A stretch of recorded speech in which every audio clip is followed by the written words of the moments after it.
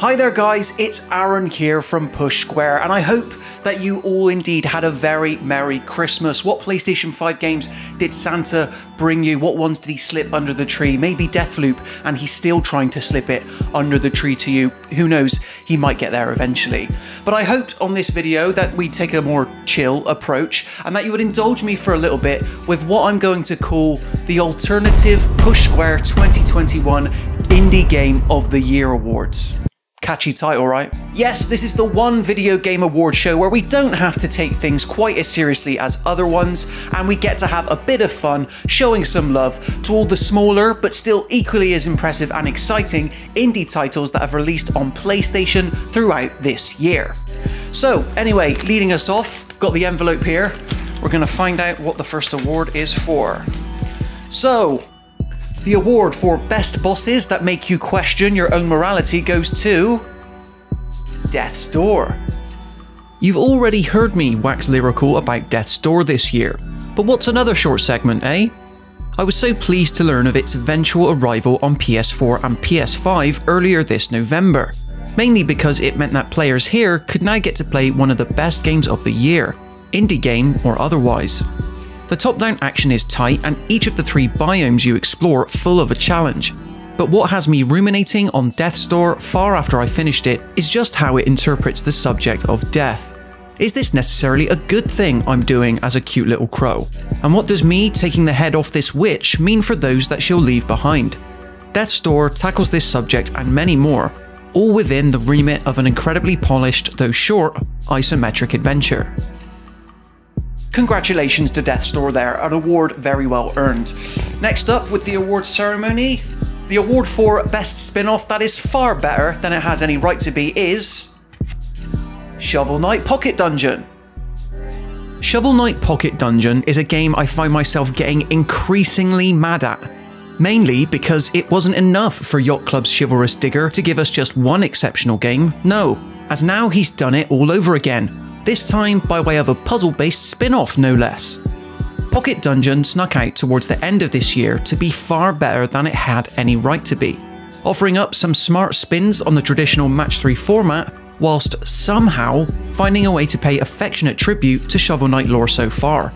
Literally every knight character is in here. Pocket Dungeon is a thoughtful, at times challenging, but yet unbelievably addictive puzzle game too. It seems that this faceless spade man can't do any wrong. What an annoying little blighter he is. The game is pretty good though.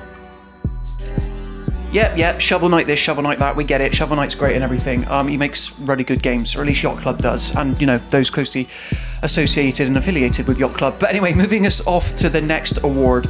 The best game to make cameras fun goes to Toem. Cameras in games is just one of those things I've never really been able to understand as a dumb video game person. Do I remain in constant awe at what people can achieve in the photo mode found in such games as God of War, Marvel, Spider-Man and others? Absolutely. I've just never had the patience to perfect the art myself. However, a 2021 indie that saw something similar click with me was Toem, a black and white photography adventure in which you play as a young guy venturing out into a brave new world for the first time.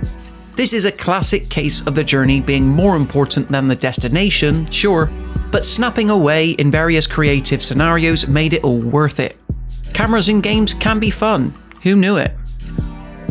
Yes, congratulations to Toem there, it's had me snapping away all year. The game might be black and white, but it certainly put some colour in my life. So next up in the Alternative Indie Awards, the category is Best Sequel that has absolutely almost nothing to do with the original, and the award goes to Axiom Verge 2.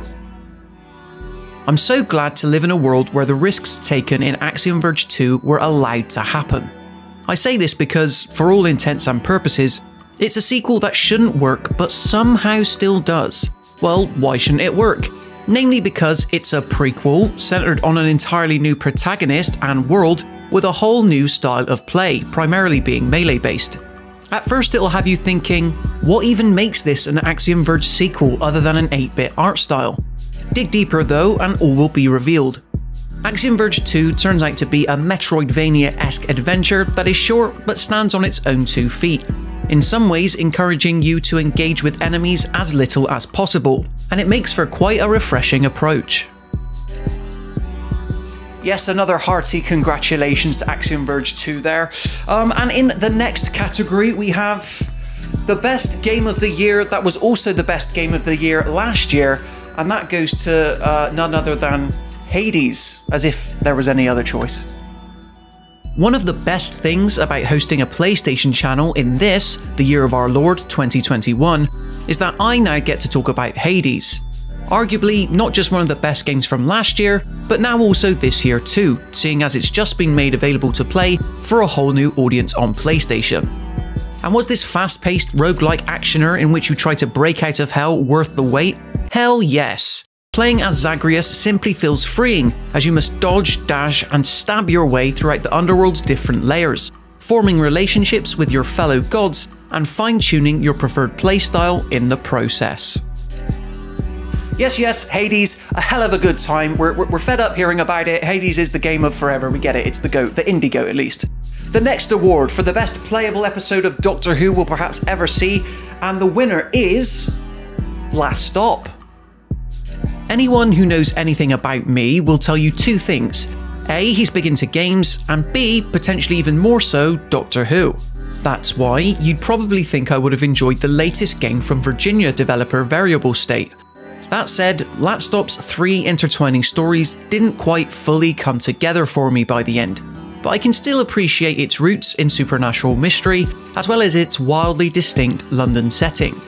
Stacked with characters that always feel like they're just a couple of words away from bursting out into a "Core blimey!"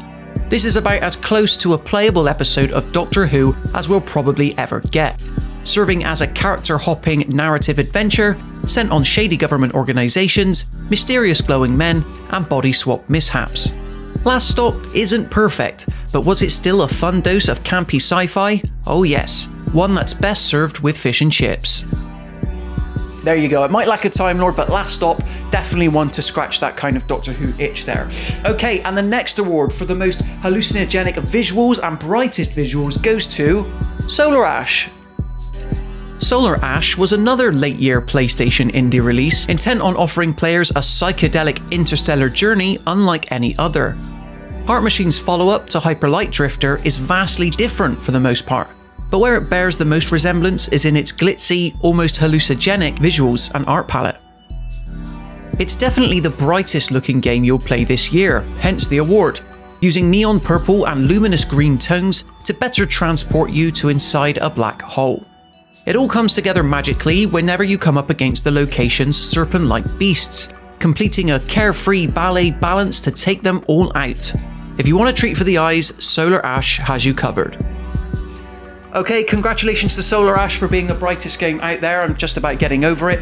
And the final award in this 2021 installment for the Alternative Indie Game of the Year Awards, hosted by me, Aaron from Push Square, goes to... well, it's for the most disturbing moment in video games this year, and it goes to Little Nightmares 2. Little Nightmares 2 is a pretty exceptional sequel, all things considered. It manages to live up to the promise of what this bite-sized horror title should be, while simultaneously expanding this spooky universe outside of the mall and into a deeply disturbing metropolis setting. Danger lurks around every corner, creepy puppet heads are prone to poke out at any point, but of all the scares, the most disturbing moment occurs right at the end, so spoiler alert, with previous protagonist 6 betraying you by letting you fall to your doom. What?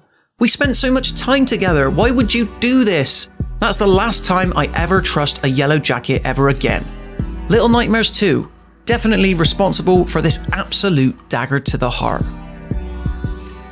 Okay, so congratulations to Little Nightmares 2. It might be a horror game, but who's to say you can't enjoy it, and I need to celebrate it at Christmas time. So yeah, that just about does it for the Alternative Indie Game Awards. Just a few honourable mentions that I didn't quite get round to playing this year.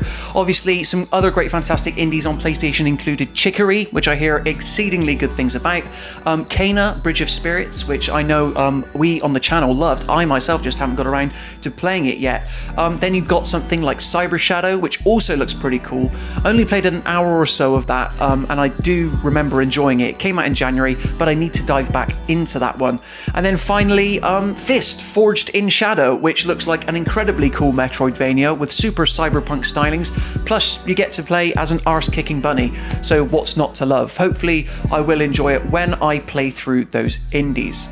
But anyway guys, I want to thank you for watching this inaugural episode or edition of the Indie Game Awards, alternatively presented by Push Square. If you enjoyed this video and you want to see more, be sure to leave it a like and consider subscribing to the Push Square YouTube channel for everything else PlayStation related. How many of the indie games I mentioned have you played and what are your thoughts on them? Let me know in the comment section below. Until then, as ever, thank you so much for watching and I'll see you in the next one.